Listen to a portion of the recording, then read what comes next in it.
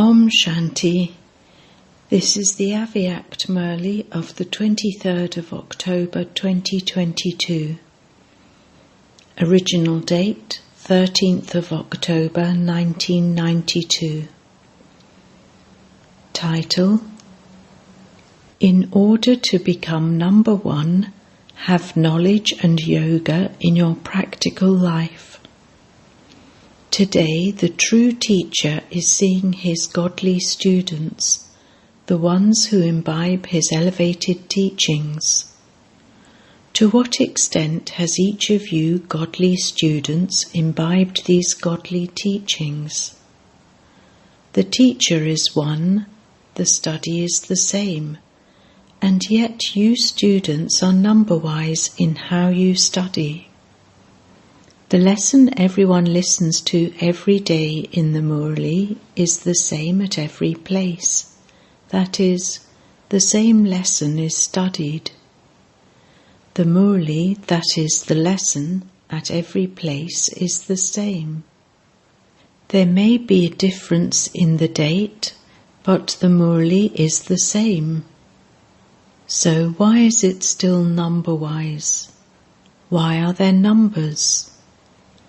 Because the method of studying this godly study is not just to listen to it, but every elevated version has to be in your practical life.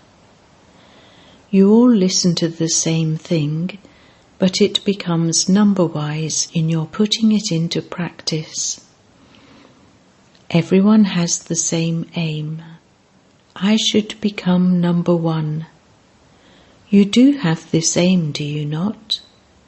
You have the aim of becoming number one, but you become number-wise in the result.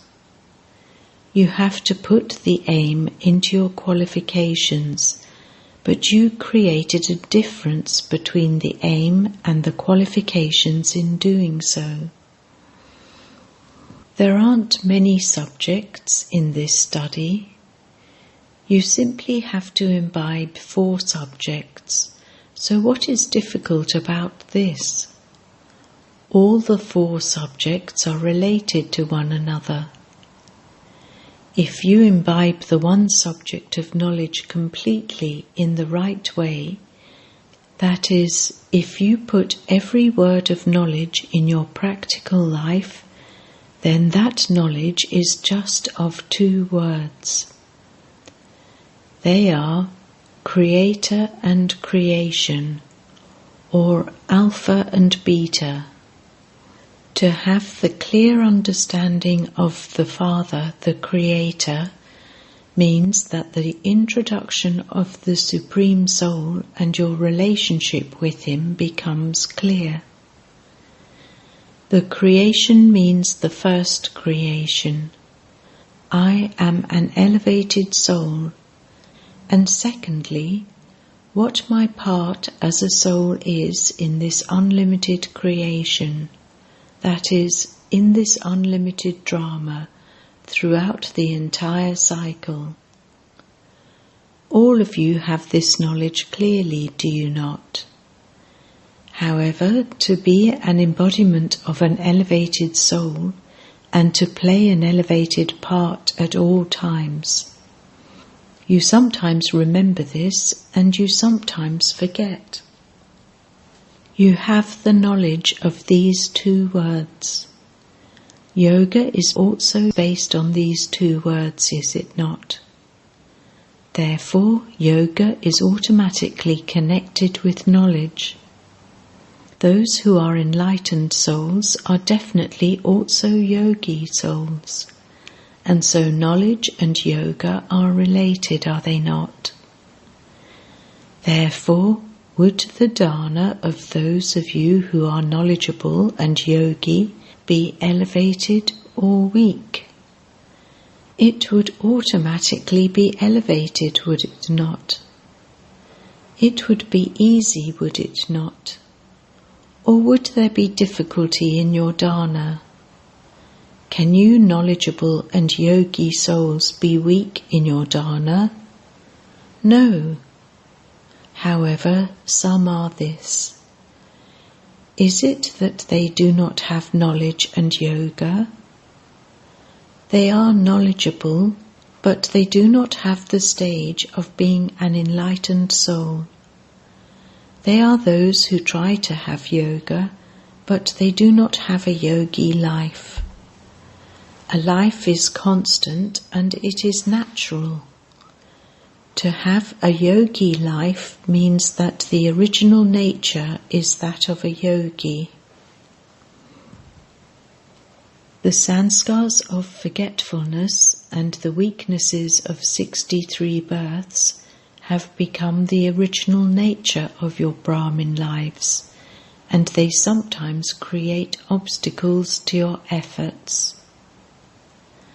Then, no matter how much your attention is drawn, either by yourself or by others, to bring about a particular transformation, and even when you know and you understand that that transformation should take place, and you also wish that, what do you still say?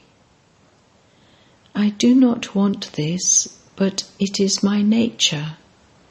It has become my natural nature. When their words and interaction are not filled with knowledge, or they are not according to those of a yogi life, what do they say? They say, my words are naturally like that. My tone of speaking is like that. Or they would say, my activity and behavior are official and serious. You give it a very good name. It is not being forceful, but it is official. Your natural nature works according to your wishes and understanding. You do not have to make any effort for that. Similarly, every action of those who are knowledgeable and have a yogi life is naturally filled with knowledge and yoga. That is, knowledge and yoga become their nature. Then, because of having that nature, they are naturally able to perform elevated actions full of wisdom. So do you understand that nature makes everything natural? So when knowledge and yoga become your original nature, it is known as being one who has a knowledgeable and a yogi life. All of you are knowledgeable, and all of you are yogi, but what is the difference? One category is those who listen to and speak knowledge and put it into their lives according to their capacity. The second category is those who make knowledge and yoga the nature of their lives at every moment. All of you are students, but you become number-wise because of this difference. Those who have the nature of being knowledgeable and yogi will naturally have dharana. Their nature and sanskars will naturally be of embodiments of dharana. They do not have to make repeated effort to imbibe this or that virtue, because they would have made their lives on the basis of knowledge, yoga and dharana at the time of laying their foundation. This is why these three subjects become the natural and automatic experience of such souls. This is why such souls are called easy yogi souls, easy knowledgeable souls, and souls who are easily embodiments of dharana. So all three subjects have a connection, and those who have such experiences will be full of this treasure. Such images of perfection automatically become master bestowers. A bestower means a server. A bestower cannot stay without giving. By having the sanskars of bestowers, the subject of service automatically becomes easy for them in a practical way. Therefore, all four are related, are they not? If someone says, I have very good knowledge, but I lack dana, would you call that one a knowledgeable soul? You give this knowledge to others, but it is only because you have it that you can give it. One is to understand, and the other is to have it in your life. All of you are clever in understanding. You are also all clever in explaining. However, if you want to become a number one, you must have knowledge and yoga in your life. You will not then be number-wise, but number one. So you were told today that the true teacher was seeing his godly students everywhere. What did he see? Were all of you seen as number one or number-wise? What would the result be? Or do you think that only one would be number one, and that you will come among those who are number-wise? You can come into the first division. There is not just one in that. So check. If your stage fluctuates again and again due to any situation, that is, if you have to labour in your efforts again and again, it shows that in the main subject of knowledge you have not put the lesson of the two words creator and creation in your practical life. You have not put them into your lives in the form of your original nature, your original sanskars, or in the form of an easy nature. The natural nature and sanskars of a Brahmin life are to have a yogi life and a knowledgeable life. A life means constantly, always. It isn't that it is your life for 8 hours and not for 4 hours after that today you were a yogi for 10 hours, or that you became a yogi for 12 hours, or that you became a yogi for 2 hours. Such souls are those who are trying to have yoga. They are not yogis who have a yogi life. You especially sit in a gathering so that you are able to transform with that atmosphere those who are weak effort makers and all souls of the world with the power of the yoga of everyone. Therefore, even that is essential, and you do not sit in yoga just to connect your yoga that has broken. The collective power of a gathering is for serving. You do not have a yoga bhatti so that you can forge your own broken connection once again. If you are weak, then you sit for that purpose. But if you are a yogi soul, then as a master almighty authority, as a master world benefactor, you are doing the service of giving cooperation to everyone. To study means to become an embodiment. Acha. Today, Baba has come to celebrate Deepavali. What does it mean to celebrate? What is done at the time of Deepavali? Earthenware lamps are lit.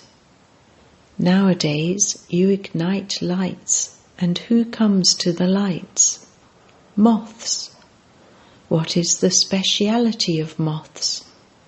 They sacrifice themselves. So, what does it mean to celebrate Deepavali?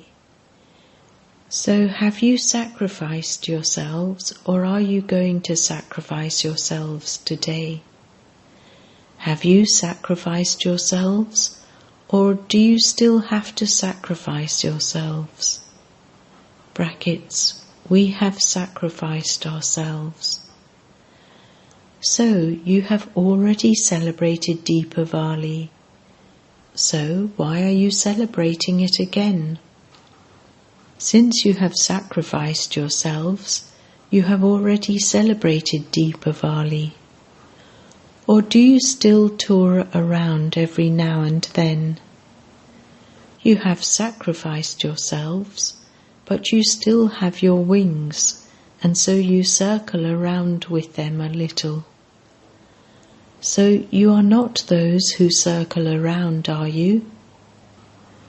To circle around means to come into conflict with one form of Maya or another.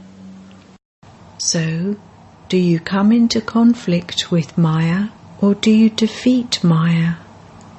What do you do? Do you sometimes gain victory and sometimes come into conflict? So you celebrate Deep Mala, brackets the Rosary of Lights, your own memorial. It is your own memorial, is it not? Or is it the memorial of the main souls, and you are simply observers? It is the memorial of all of you. That is why nowadays, instead of lighting many earthenware lamps, people light small fairy bulbs. If lamps are ignited, the number would be fewer. However, your population, brackets number of souls, is very large, is it not?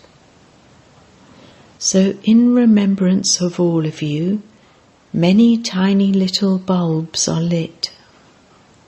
So you are celebrating your own memorial.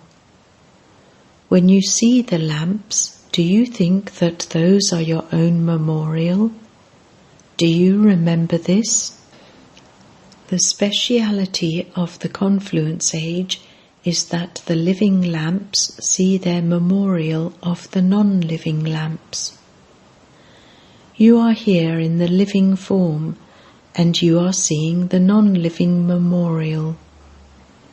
In fact, the day that you celebrate Deepavali is the real date of Deepavali. This date has just been fixed by the people of the world, but your date is your own.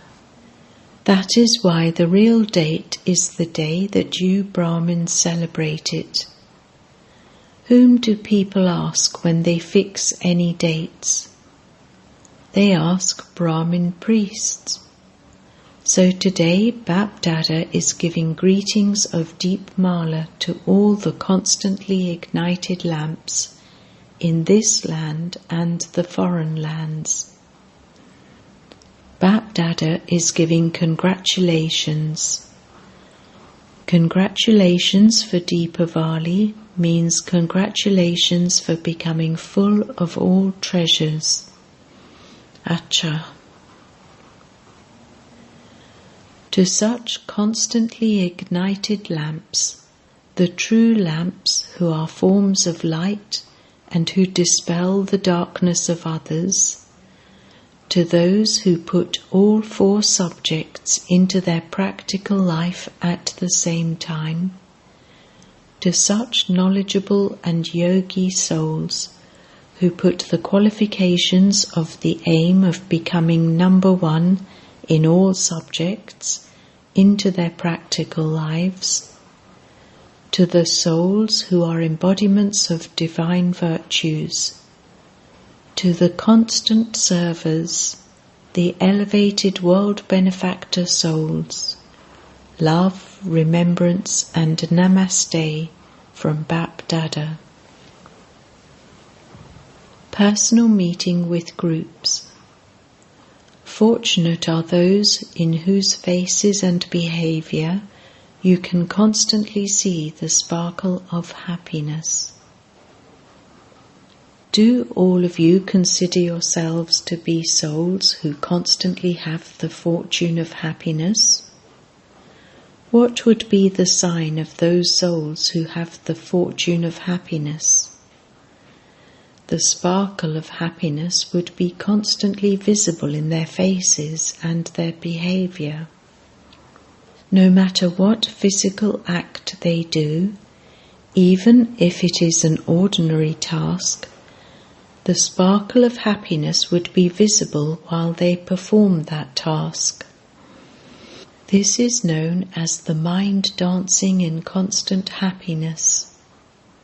Are you constantly like this? Or do you sometimes stay very happy and at other times a little less? The treasure of happiness has become your own treasure. So your own treasure would be constantly with you, would it not? Or would it only be with you sometimes? Have you made the Father's treasures your own treasures, or do you forget that they are your treasures? You always remember your physical belongings, do you not? Those treasures are visible with your eyes. But this treasure is not visible with your eyes. You experience it in your heart. So, can you forget anything that you have experienced? Constantly be aware that you are the masters of the treasure of happiness. The more you remember your treasure, the more intoxication you will experience. So this spiritual intoxication will give others the experience that you have something valuable. What do you mothers remember all the time? Do you just remember the Father, or do you remember something else too? The happiness of the inheritance would be visible, would it not? Since the whole world for a Brahmin life is the Father, what else would you remember except the world? Constantly continue to sing the songs of your elevated fortune in your hearts. Would you be able to attain such an elevated fortune throughout the whole cycle? So, out of the whole cycle, what are you able to attain only at this time? The happiness and intoxication of the present time is the most elevated of all. So, do you mothers remember any other relatives? Is there fluctuation in any of your relationships? Do you feel that attachment there? Has all your attachment finished? Those who say, "No matter what happens, I will not have any attachment," raise your hands. Okay, can a test paper of attachment come to you? You Pandavas are conquerors of attachment, are you not? If there is any fluctuation in your interaction with others, are you then conquerors of attachment? Even now, Maya gives you a paper every now and then. Do you pass it, or do you become a little slack when Maya comes? So continually sing songs of happiness. Do you understand? No matter what you lose, your happiness should not diminish. No matter in what form Maya comes, your happiness should not diminish. Only those who remain constantly happy to this extent have the fortune of happiness. Acha. Now, what wonder do those from Andhra and Karnataka have to perform? No soul should remain deprived. You have to give the message to each and every soul. Wherever you may be staying, all souls should receive the message. The more you give the message, the more your happiness will increase. Acha. Blessing. May you be courageous and constantly experience the flying stage with your wings of zeal and enthusiasm. In order to experience the flying stage, you need courage and the wings of zeal and enthusiasm. To achieve success in any work, the wings of zeal and enthusiasm are absolutely essential.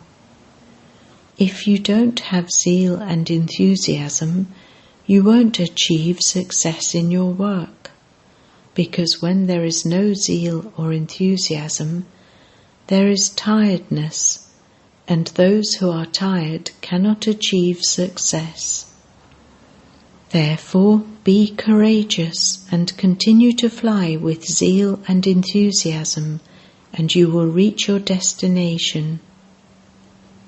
Slogan: To give and receive blessings is elevated effort. Om Shanti.